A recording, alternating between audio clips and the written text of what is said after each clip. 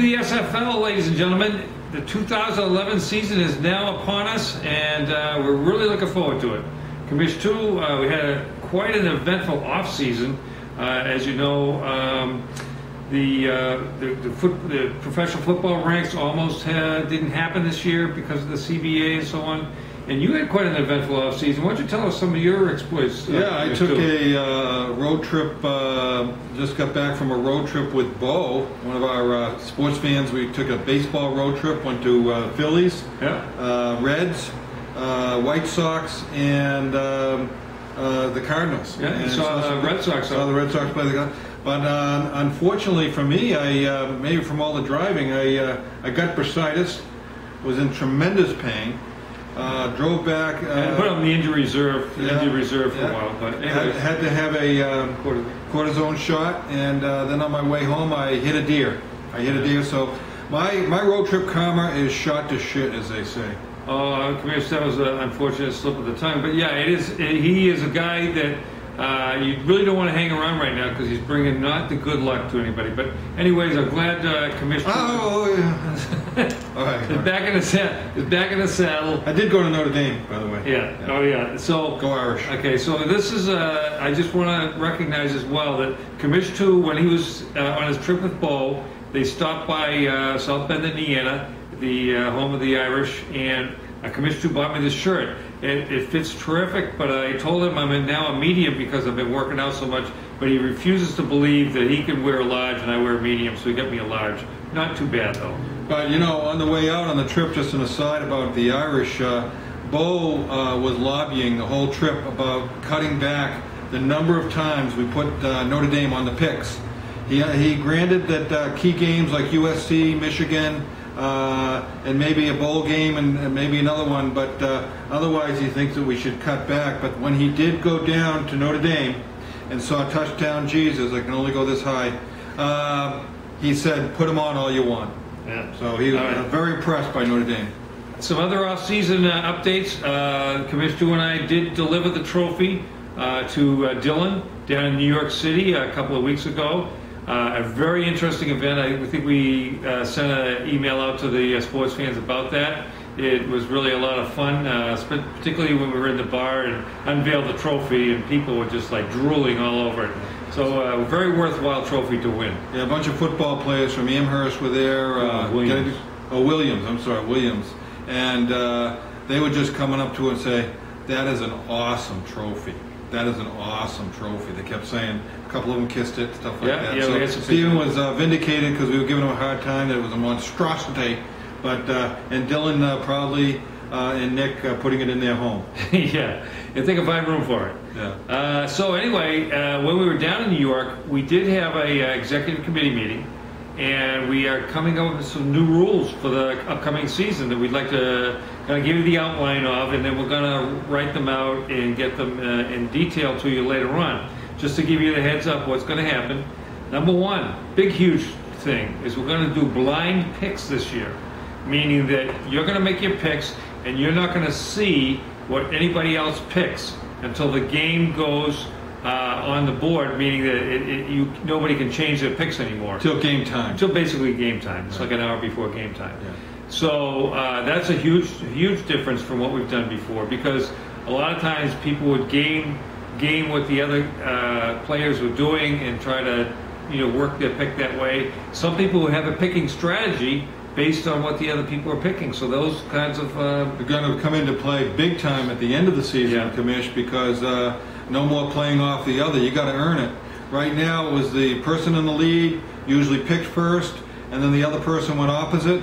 And if the person in the lead, namely Shannon, was wrong, then the other person, by virtue of that, jumped in the lead, namely Dylan and Ryan. So the thing is here is that now you've got to earn it coming from behind as well, which I think will be a good improvement. Right. And the next major change is going to be the second tiebreaker, which we're going to be calling quality points.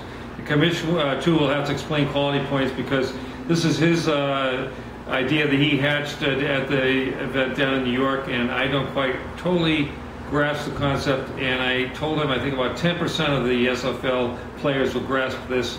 let's see how you do. I'm doing just a basic quick one now. It's going to be in writing with a little bit more detail, but basically the idea is we're bumping the difficulty points down 1. So to win a week, it'll be obviously number of wins. But if you have the same number of wins, then we have a new way of calculating what we call quality wins or quality points, and that is the difference. I'm going to use an example. Notre Dame is favored over Michigan by 3, okay? But Michigan wins the game by 2. If you picked Michigan, you would get 5 points. The 3 points that you were given by Vegas and the 2 points you won by, total of 5 points, and that's your quality points. So it's really saying how well you read the spread and how well you can anticipate covers of the spread and how much that would be by. If you had picked Notre Dame, of course, you wouldn't get the pick, and therefore your difficulty points for that would be 0. Quality points? Quality points, I'm sorry, quality points. And then you just add up all your wins. So if you two have 7 wins, you take your 7 wins and how that compared with the spread and how much you covered by, and then those are your quality points. We take the total quality points, and that's the second tiebreaker. Third tiebreaker, we are going to use the difficulty points, which is what we've been using all along. That's playing against your own SFL people. And then finally, if it's still tied, we are going to split. This time we have acceded to actually splitting a week if it comes to That's right, yeah. It would only happen if you picked exactly the same teams. Right. And then you happen to be the top teams too. Exactly, yeah. So, and the rare occurrence that would happen. Okay, the other another innovation this year, and this is brought forward by one of our players who requested bowl, actually asked if you won the week, however the week was won by a tiebreaker or whatever it is, but if you won the week, you're a weekly winner, you get to choose one of the games that the SFL will pick for the next week. And I know Bo is doing this so he can try to get UNH on the docket. However, the caveat to this is there has to be a legitimate spread on the game by a legitimate betting house, Vegas house, or Vegas house. In other words, what I use for the spread is the USA Today, and they have a whole bunch of houses, and they have a series of spreads. You don't have to use USA Today, but you have to find a legitimate betting house that has a legitimate spread for us to accept the pick. We were looking for like maybe a UNH Holy Cross game. Perhaps, which would be kind of neat. Yeah, but again, there has to be a spread on it that's legitimate. We're not going to make up a spread. Are you saying Holy Cross is illegitimate? Yes, I am. You went there. That's enough said right there. Okay, and then that about wraps up the changes. Is that correct? Well, the end of the year stuff. Yeah, the end of the year. Again, it's going to be obviously number of wins, total games won, and then number of weeks won. And then the second tiebreaker is going to be the number of weeks won not applying the weekly tiebreaker. So if you had the same wins as someone, like 7 and 7, but you got bumped out because of the weekly tiebreaker, those quality points, you're going to get that back if you have to go to and that's the way it was last year. That's the way Dylan won. That's the way Dylan last year. So we're staying with that. We're staying with that. Then we're going to kick in with these quality points again after that. Right. So, and that's how it goes. So anyway, that's that's SFL kind of a update and so on. I just want to mention that Brian and I just watched the end of the Red Sox game. Red Sox beat CC Sabathia. Red Sox won. But that's the New York announcer says that. John Sterling. That's an inside. John Sterling goes, Yankees win, but except they didn't. Red Sox win. All right, we got that? Yeah, that's very bad. Very bad. And we're looking forward to Dylan's wedding, and Nick's wedding, sorry. And we're going to have a blast over there. So maybe we'll be reporting from England and do a show in the English accent. Coming up. And also, so we're going to have the introductory email going out very soon. You need to respond to that you want to continue as a player. Looking forward to it. I have some new potential players.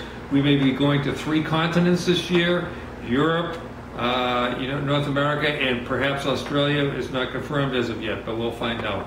And it should be an exciting year. Really looking forward to it. And welcome to the SFL for 2011, ladies and gentlemen. Go Pats. Go Pats. Go Pats.